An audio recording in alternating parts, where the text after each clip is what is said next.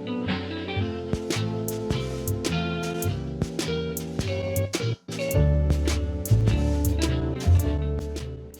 everybody, welcome back to another video. Today I'm bringing you 10 helpful mining tips to help you improve your gameplay and potentially help you profit. The first tip that's super helpful is to mine sideways in the beginning so that you don't waste time later mining upwards. And this will also waste your pickaxe durability if you mine upwards.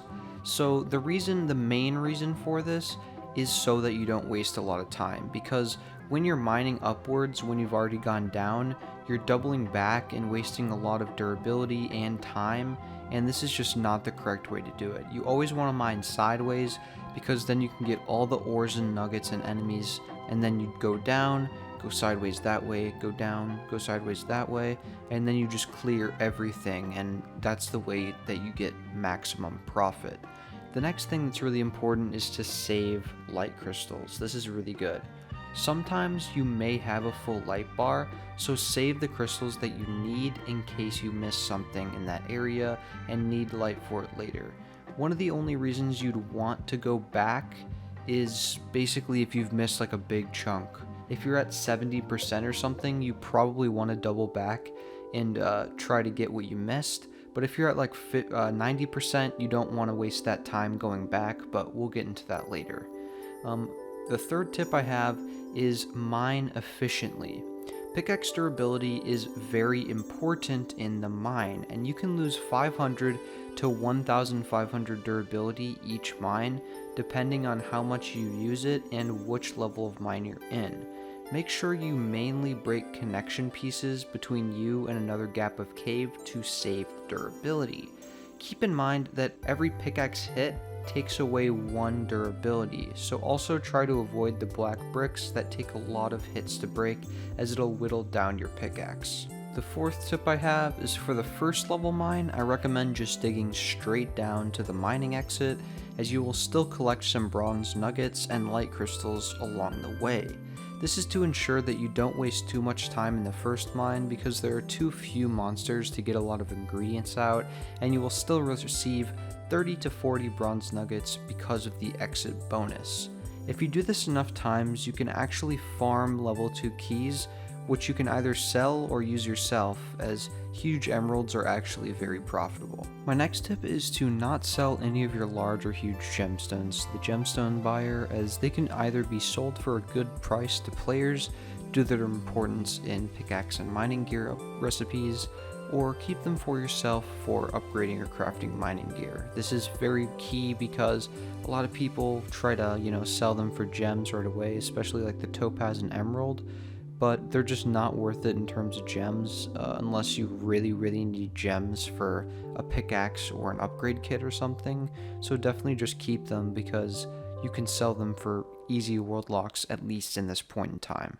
Next is, in higher tier mines, it will be necessary to avoid enemies, and the Rocky Horror is a tricky enemy to fight.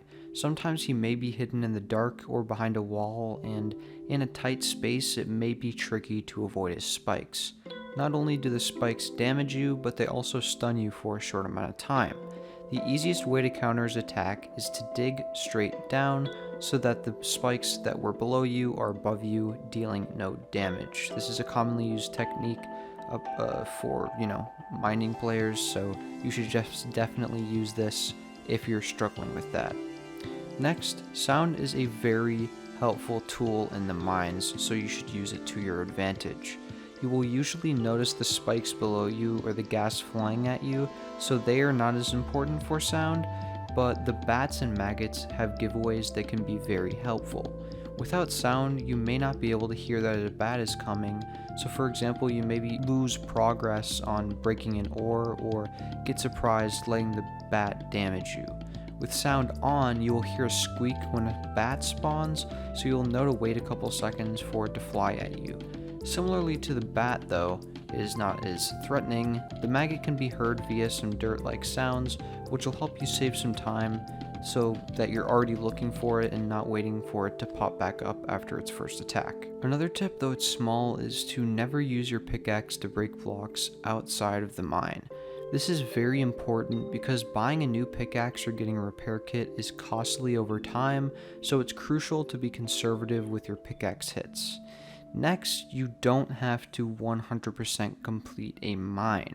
A lot of people spend about 5 or 10 minutes getting about to 90% of the resources from a mine, and then they waste another 10 minutes going in circles trying to find a couple enemies, nuggets, or ores that they missed. It is much more efficient to just leave the mine with 90% of the materials so that you can go into the mine next time quickly and get more done in a shorter amount of time. The final tip I have for miners is to always bring a spare pickaxe or repair kit into a mine to ensure that you can keep mining and not waste a ton of time. My first experience going into the level 4 mine was awful because I didn't realize how many hits the ores would require to mine, so the durability was going down very quickly because of how many hits I was taking. Once your pickaxe is broken, you are unable to mine with it, so it makes maneuvering the mine much more excruciating and time consuming. So you would either have to die or exit the mine to even make it worth it.